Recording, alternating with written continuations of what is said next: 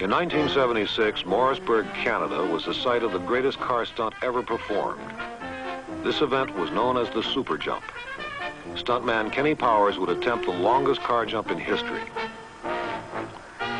His goal was to jump the St. Lawrence River. The distance would be 1 mile. An 8.5-story ramp was constructed for his rocket-powered Lincoln Continental.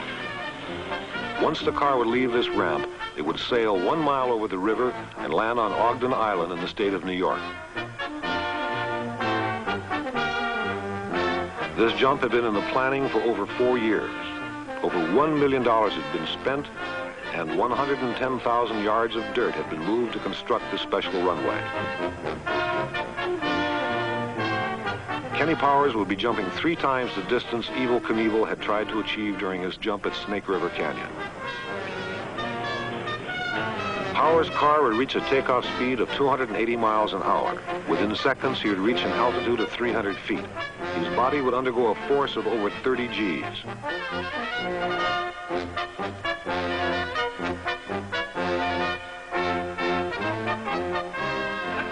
This jump had been attempted 4 times previously and had to be canceled. This time, Kenny Powers knew there was no turning back.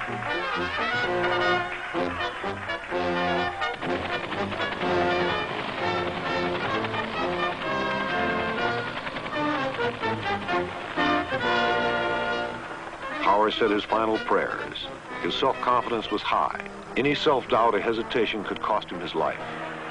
A helicopter roamed the sky while power speedboats and divers waited on the other side of the river in case of a disaster.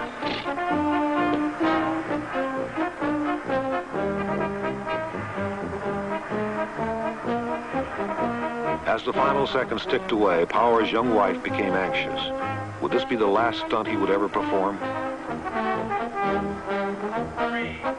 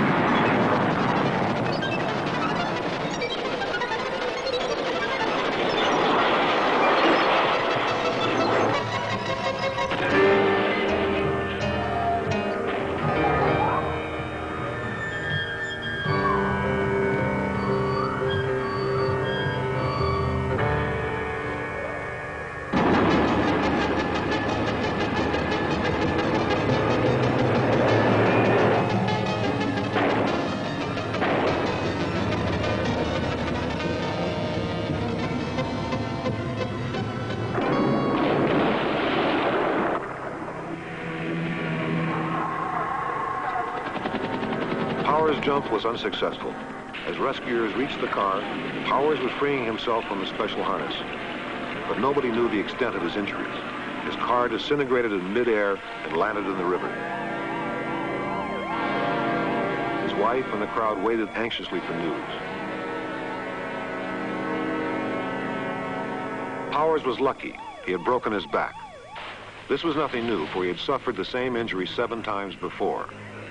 As he was carried to the ambulance in a state of semi-consciousness, all that he kept asking was, "Did I make it? Is everybody pleased?"